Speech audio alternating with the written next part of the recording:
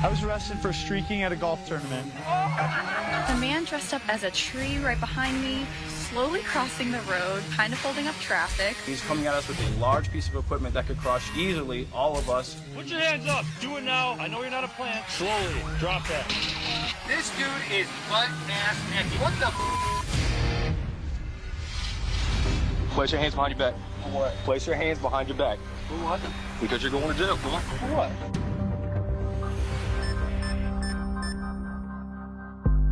Early one Sunday night, 27-year-old Dylan Webb and a friend were heading to a restaurant to meet some buddies for dinner when they were pulled over by a deputy from the Lake County Sheriff's Office. We were heading this way, and funny enough, the cop pulled out of the courthouse right there. 1026. When he pulling into. He got right behind us, and I just knew he's coming for me. I don't know what I did, but I did something. What's going on, gentlemen? My name's Deputy English. Hey, man, the reason I'm pulling you over is your derogatory sticker on the back of your truck. How's it not derogatory? It's words. It's words, okay? What does those words mean? I eat. So I was like, oh, wow, like, is this dude for real? But he was for real. I got the sticker made because it was for a laugh. It was funny. It's a joke. Some 10-year-old little kid sitting in the passenger seat of his mama's vehicle looks over and reads that I eat and asks his mom what it means. How's she going to explain that? That's parents' job. Okay, let me see your driver's license. I would say a good 90% of people, they didn't think much of it. They saw it, they pointed, they laughed. That cop, he didn't find it as amusing as everybody else did. Mr. Webb, step out of your vehicle, please. Do you have any weapons on you? Step out. Can I check you for weapons? Is there a problem with the truck? What's that? Is there a problem with everything? Is there a problem? Yeah. Okay. Listen to me. What you have on the back of your window, okay, is a misdemeanor in the state of Florida. If my 6-year-old was to look at me and be like, Dad, what does I eat mean? Okay, I'd be furious, all right? And so what I did is I issued you a court date, all right? So you can go explain it to the Columbia County court system. I thought, okay, no big deal. It is what it is. I signed it. This will make him happy and leave me alone. All right, sir. This is your copy. I'm gonna have you take off one of those letters so that the word. You're not refreshing my First Amendment right. You're not doing that. I'm gonna need a copy of your ID too. It's all on that ticket right there. Right. So, all right, hang tight right there for me then. I thought I was getting punked or messed with. This can't be serious. Like, this really can't be happening. And it was happening. It was serious. It says I eat. It literally says, all in capital letters, I eat. It's about 5 to 6 inch letters, bold, capitalized, in white letters on the back window. It's as big as this third brake light. Taking to jail, tow his that way you can get it off the road, you know what I'm saying? All right, Mr. Webb, let me see your hands. Place your hands behind your back. For what? Place your hands behind your back. For what? Because you're going to jail. For what? For what? Because I gave you the option to take that off your window, okay? That is a violation of a Florida state statute, and it is a misdemeanor, okay? And then I asked you to take it off, and you refused. So step back here. As if things couldn't get any stranger, Dylan's mom drove by the scene just as he was getting arrested. Have a seat. Is there anything illegal inside the vehicle? I'm not searching it. Okay, I am searching it because I'm towing it. Yes, ma'am. Okay, your son's going to jail. I gave him the opportunity to remove one of the letters so that it was no longer obscene. He refused. Okay. It was a coincidence that I was there. When I saw it, I was wondering what he did wrong that he was being arrested for. When Dylan drives, he's always like riding up on other cars. So, you know, my husband would be like, Dylan, you need to slow down before you eat their ass. I didn't think anything of the sticker because it wasn't offensive to me. Dylan was arrested and charged with resisting an officer and possession of obscene material. He posted bond and was released after spending less than 2 hours in jail. Eventually, all charges against him were dropped. Dylan was standing his ground because that's how we raised him. You know, if you know you're right, take it all the way. And that's what he did. I didn't budge because I do have a right. If it's fair, but when it's not fair, it's not. And I'll stand up for that every time.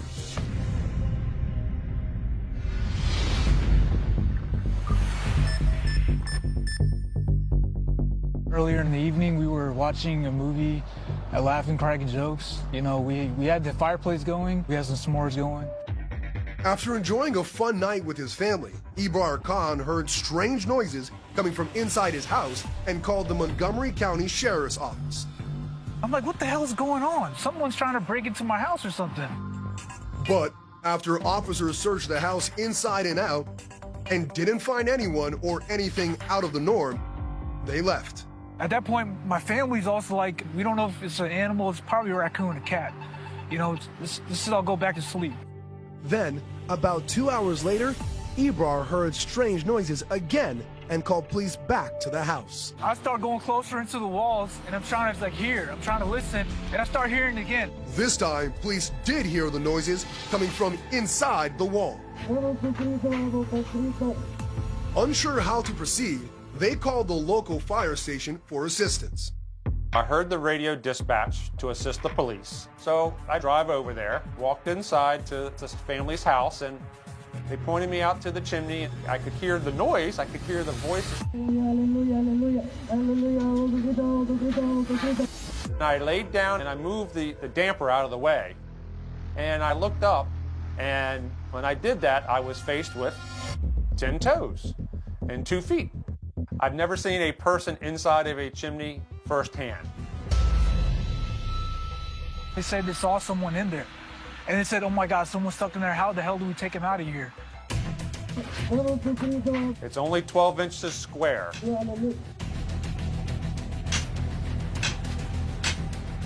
That could create a suffocation.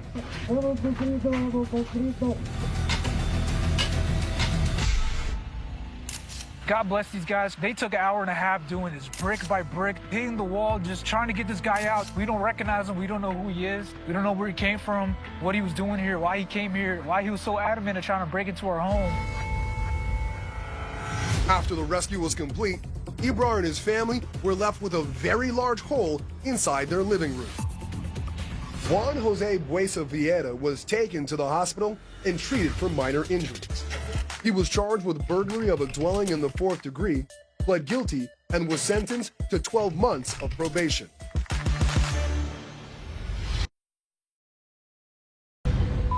That's 50-year-old Paul Burke driving down Highway 316, a 55-mile-an-hour zone in Fort McCoy, Florida. Paul doesn't have a driver's license, and police would soon discover that he's very drunk. But his choice of vehicle, a lawnmower, is the strangest part of the story. Looked at my zone partner, I said, did you just see that? He was just in the middle of the road, driving his lawnmower. No, you're in the road, right? Was I? You were. How much you have to drink tonight? A couple. A couple? I think it's a little more than a couple. Okay, I'm gonna lie to you. Yeah. I thought it was just gonna be Mr. Burke just driving in the middle of the road, just trying to get to where he wanted to. Wasn't expecting for him to be intoxicated, let alone him being as intoxicated as he was. Well, where are you headed? I'm just going home. Going home? Well, where are you coming from? My house. So you came from your house and you're headed to your house? Yeah. So what, you just started driving around in your lawnmower? Yes, sir. He's almost falling over, and he was just all over the place. Are you gonna take me to jail or not? No, I didn't say that. I said we're going to do some field sobriety exercises. I have been drinking. Okay, that's fine. I have been drinking. I understand you told me that. With you. Good. Said we're going to do some exercises just to determine There's no sense in it. Why not? Because I've been drinking. Okay. He was asking me to let him go as if, I could just give him a ticket. Are you going to do it for me? I'm going to try. You're going to try? That's all I'm asking for you to try. I don't want you to fall, though. If you think you're going to fall. Okay. Hold that position until I tell you to do so. He attempted one of the exercises, but the rest of them we weren't able to finish or even start. Listen to me, sir. Yes, sir. I have no license at all. Okay. I have no driver's license at all. Right. I know. I do have an ID. Right. I give you my ID. Okay. I'm trying to be as nicest guy as I can. So am I. I'm trying to give you the opportunity. You're take me to jail. I cannot walk like that. I can't do it. But why not? I've been drinking too much. Okay.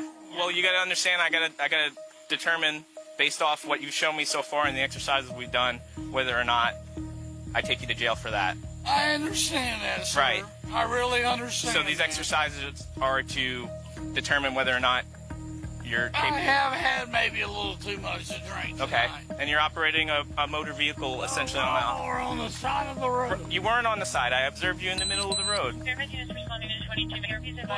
we just give me a ticket and be done with that? So I'm going to ask you one more time if you want to do these exercises. No, sir. You don't? Just take me to jail. All right, Paul. Go ahead and turn around. Put your hands behind your back. I took him to the Marion County Jail. On the way there, he had some choice words for me. Piece of mother coward ass bitch. But once he got there, he apologized to me and just laid on the floor. He refused breath tests and was just booked in from there. Burke had 3 prior DUI convictions and had already had his license revoked 7 different times. He was issued citations for DUI, refusal to submit to a breath test, and driving while license revoked. Morning rush hour in Portland, Maine does not normally require a police presence. But when traffic slowed to a crawl one mild October morning, pedestrians wanted to know why.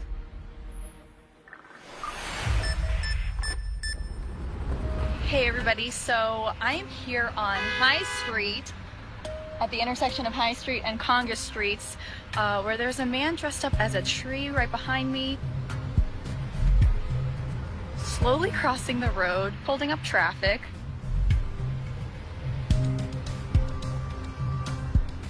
We have not asked the tree what his motive is, so we shall see.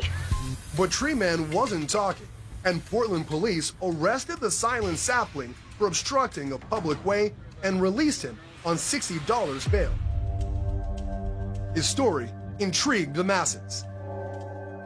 Finally, 5 months later, the man behind the tree, performance artist Asher Woodworth, broke his silence to a local news reporter.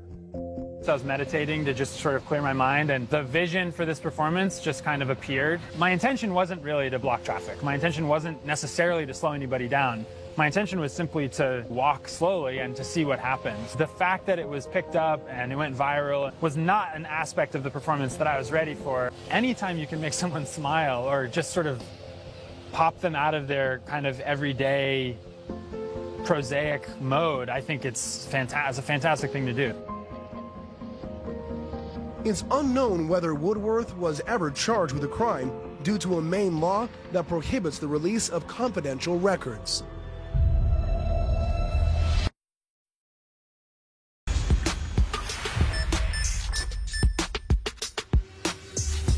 Animal House Pet Center in St. Petersburg, Florida, has seen its share of theft over 30 years in business. Despite their best efforts, some expensive animals began to go missing, including snakes. Pretty much to the day, every month, we were missing snakes. You know, these snakes go for $150, $300, $400 a piece.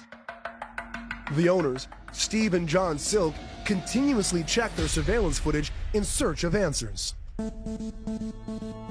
Probably flipped them for $100 or something. Something like coming in here, twisting a lock off, pulling a snake out of the tank. I mean, that's a quick $100, $150 for him right there. Finally, the Silk spotted a man later identified as 27-year-old Travis Treader acting suspiciously near the Reptile route. My son came to me and said, you know, I think this is the guy. The second he walked through the store, I was kind of excited because I'm like, okay, something's gonna happen. Steve and John immediately headed into the store's office to follow their suspect on the security cameras.